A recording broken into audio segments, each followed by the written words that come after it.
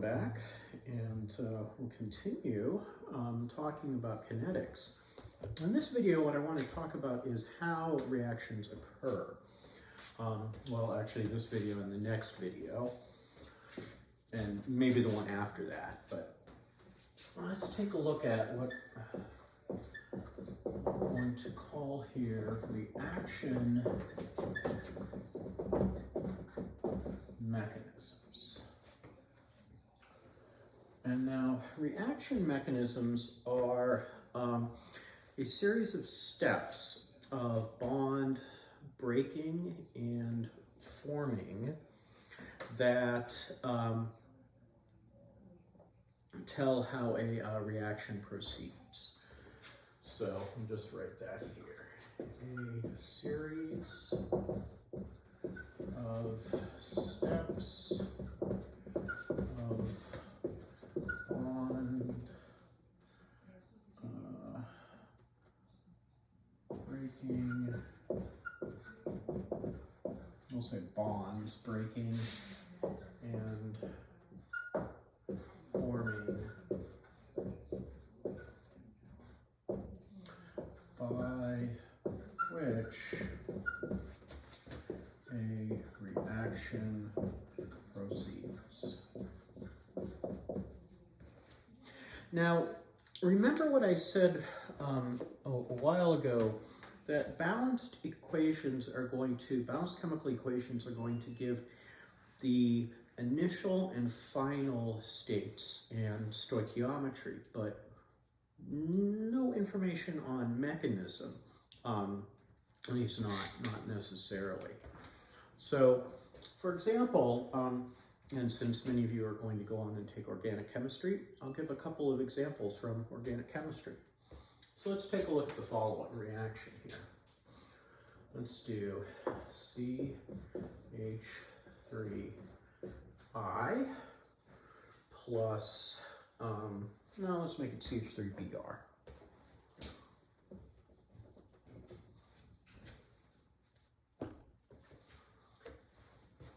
CH3Br plus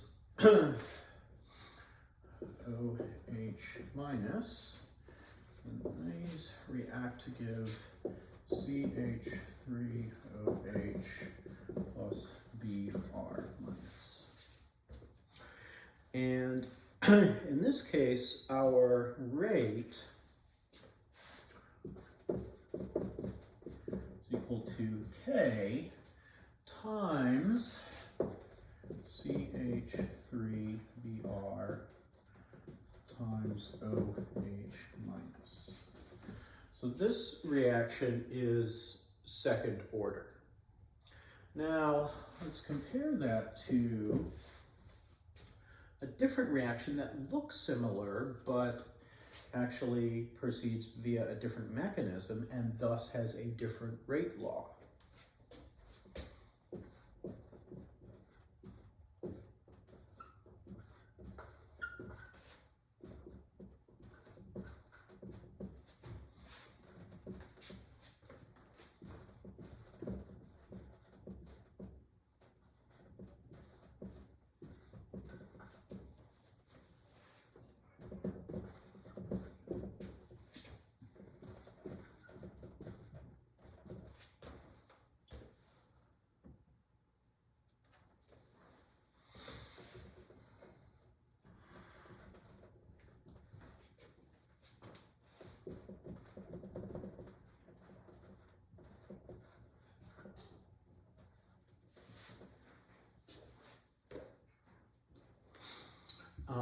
Let's see here. Is that what I want to do? Yeah, we'll do that for now. I think I'll just keep this version. So the first example, we're swapping out our hydroxide for our bromide here, and we have a second order equation. In this example, we're swapping out a cyanide for a bromide, but the thing that has the bromide initially is different. It's not methylbromide CH3Br. That's what we call T-butyl bromide. Because it's bigger, it means that the reaction goes by a different mechanism. and the fact that we've got Cn minus instead of OH minus. OH minus is a strong base, Cn minus is a weak base. So these two reactions proceed by different mechanisms, and we can see that in the fact that they have different rate laws. So different rate laws are going to mean different mechanisms. So let's take a look at these individually, but before that, let's maybe take a moment to talk about how chemical reactions occur. So I'll pause so you can pause and write this down. And we're back. All right.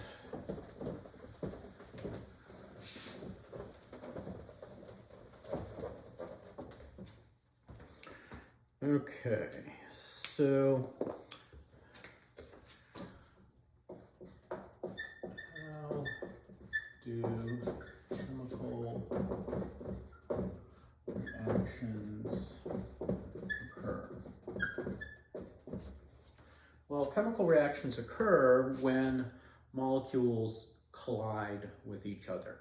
But there are a couple of important things about those collisions.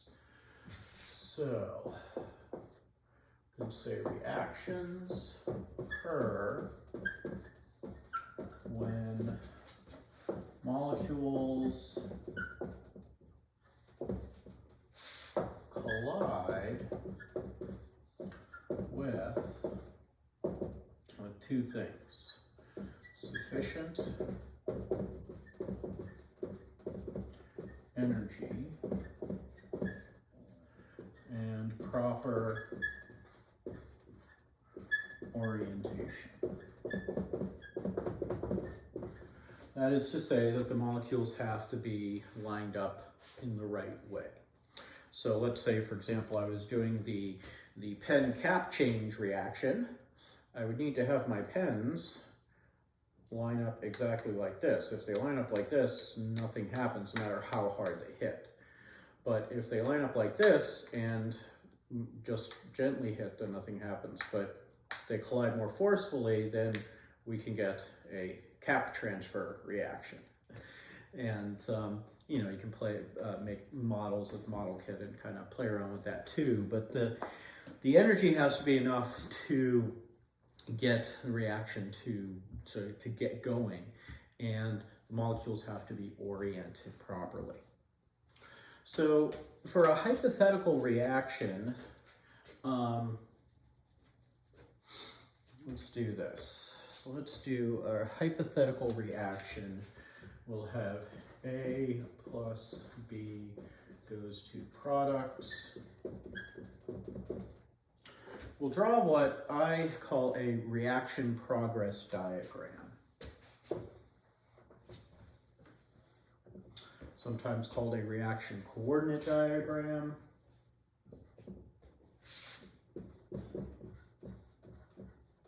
Put energy on the y-axis and progress of the reaction on the x-axis. You can think of it sort of like time.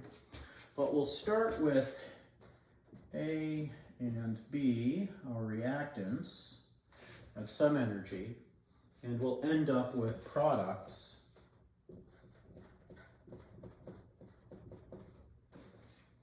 at some other energy. Let's say A, B, let's do this.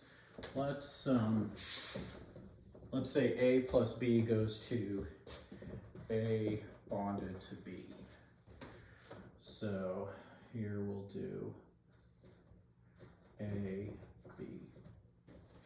So as our molecules of A and B come together, at some point, if there's enough energy, we'll have the bond starting to form.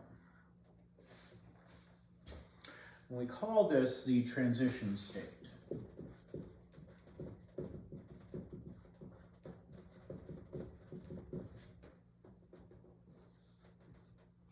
And it exists at this highest energy there.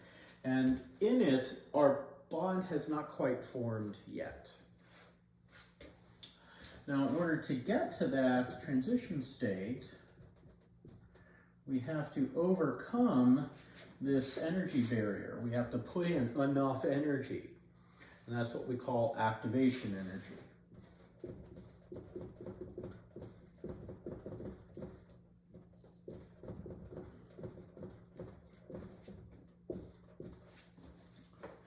Now, I can also, from this reaction, get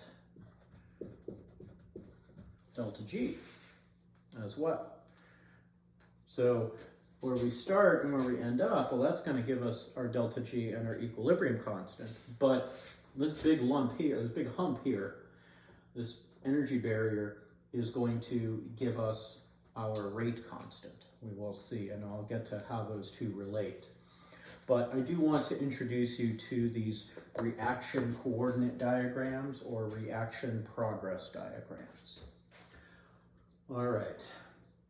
So let's go ahead and take a look at reaction progress diagrams for both of the sample reactions that I showed before.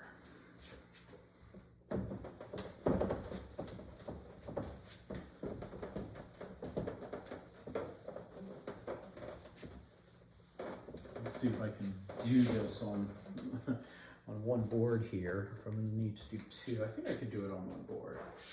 So,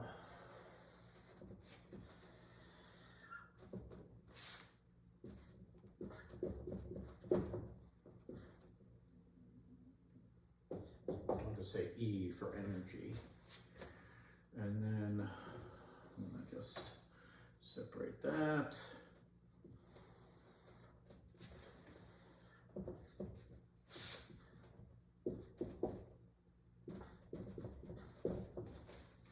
Okay, so let's start with our CH3Br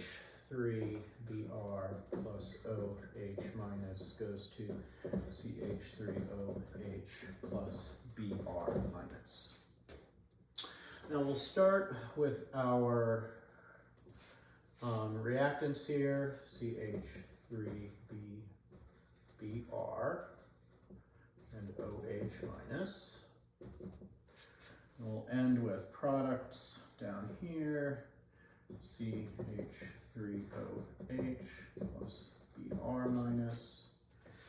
And in this case, we see that there is a potential energy barrier to overcome.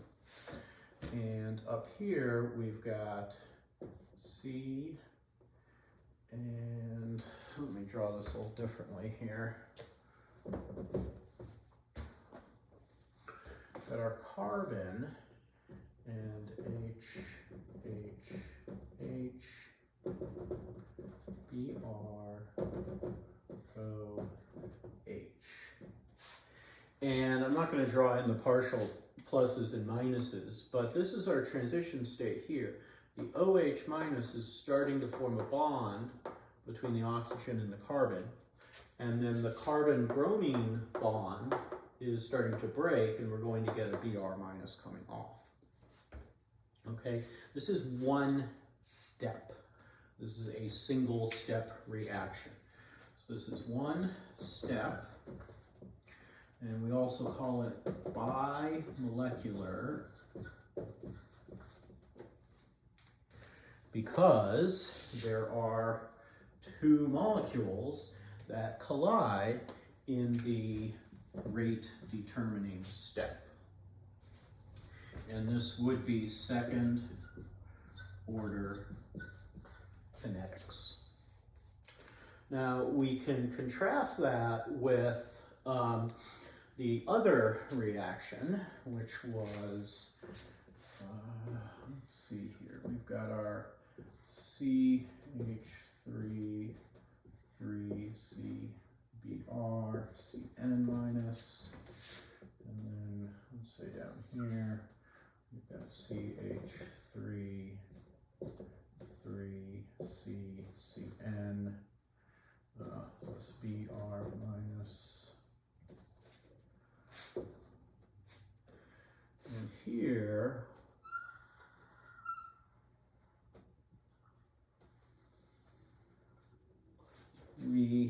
following. Our first step has our carbon with our central carbon with 3 methyl groups on it, losing the bromine. Okay, so that's the transition state. And in here is going to be an intermediate.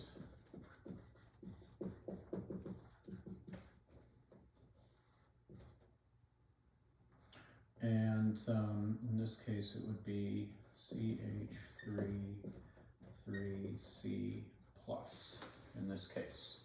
Because after the bromine Br minus leaves, we're left with something called a carbocation. Now, here, the rate determining step, the step that gives us our overall reaction rate, is the bromine leaving. And there's just one molecule involved. So we know we've got 2 steps because there are 2 humps in the reaction. So yes, there's another, that is a hump there. So when you see these reaction progress diagrams, each hump in the reaction, or each hump in the diagram is 1 step in the reaction. This particular reaction is unimolecular.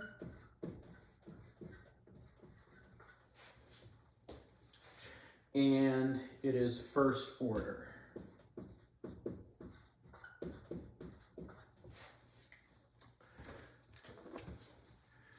And this here is our RDS, or rate determining step. How do I know it's the rate determining step? Well, if I look at the energy here, so that's EA1. So step 1 has that activation energy. Step 2 has this little itty bitty activation energy there, EA2. So we'll just say EA1 is greater than EA2. In this case, it's much greater. So the highest activation energy is the slowest step, and it's the rate determining step. Okay, and I'll talk a little bit more in the next video about why that is, and why these rates can depend on temperature, and maybe talk about catalysis as well. But you know, take-home points here are, you can tell based on a reaction progress diagram how many steps there are in a reaction. You can get the rate determining step, the slow step in the reaction. In this case, it's the first step here because the activation energy is higher. It's not always the highest peak because you have to go determine your activation energy by what's immediately before. So from there up to there is activation energy 1, but then from the intermediate up to there is activation energy 2. So, you know, if I did have a second peak here that was higher than the first, but the activation energy still wasn't overall bigger than, not overall bigger, but if it wasn't bigger than EA1, or step 1 would still be rate determining. Let me show that to you. Hold on here.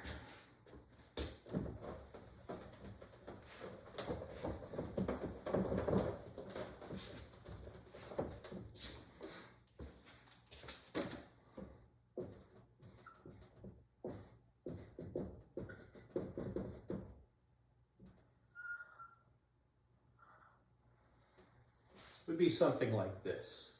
Okay, so I've got my activation energy here, and then my other activation energy is right there.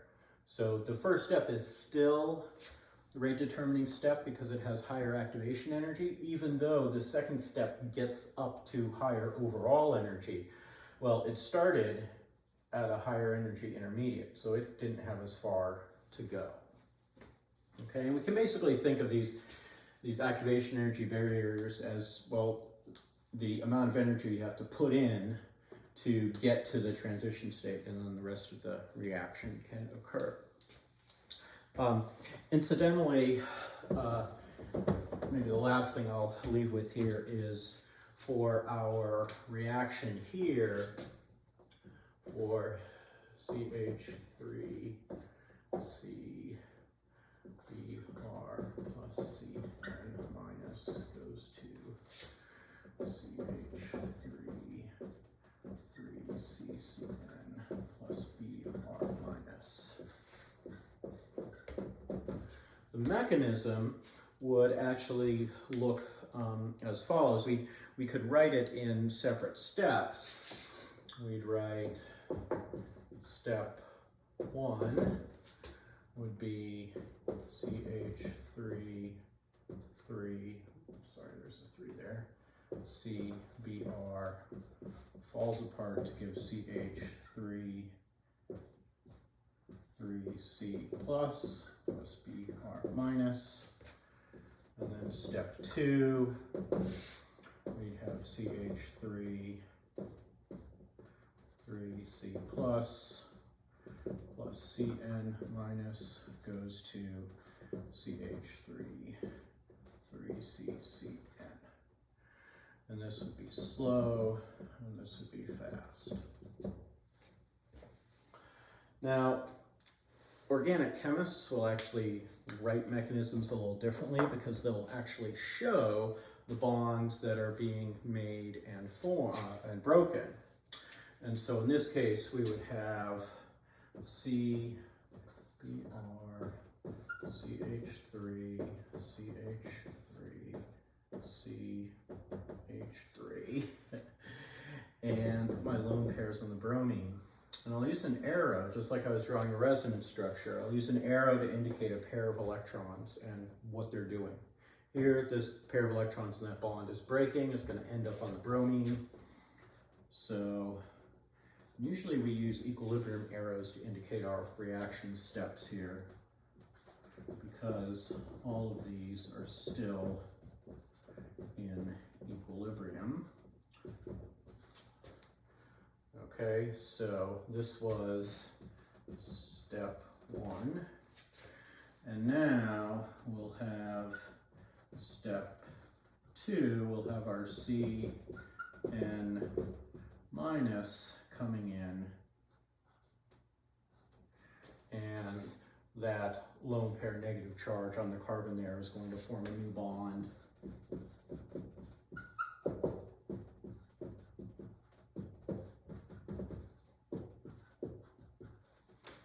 So a little preview of organic chemistry here, which is why I like this example.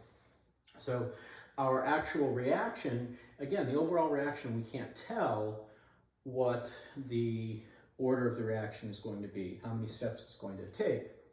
But if we determine that it was first order, then we can propose that, okay, this mechanism, these 2 steps, or written like this, step 1, step 2, those are consistent with a unimolecular rate determining step, first order reaction, and 2 steps overall. So we can use our rate data to help us figure out what mechanism we might have. We can postulate a mechanism and then test it by doing kinetics experiments.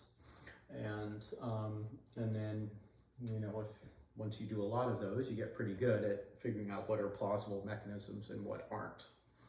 So in the next video, I'll take a look at the dependence of rate on temperature, and we'll talk a little bit more about those collisions between molecules. But until then, see you at the Gray House with the White Trim.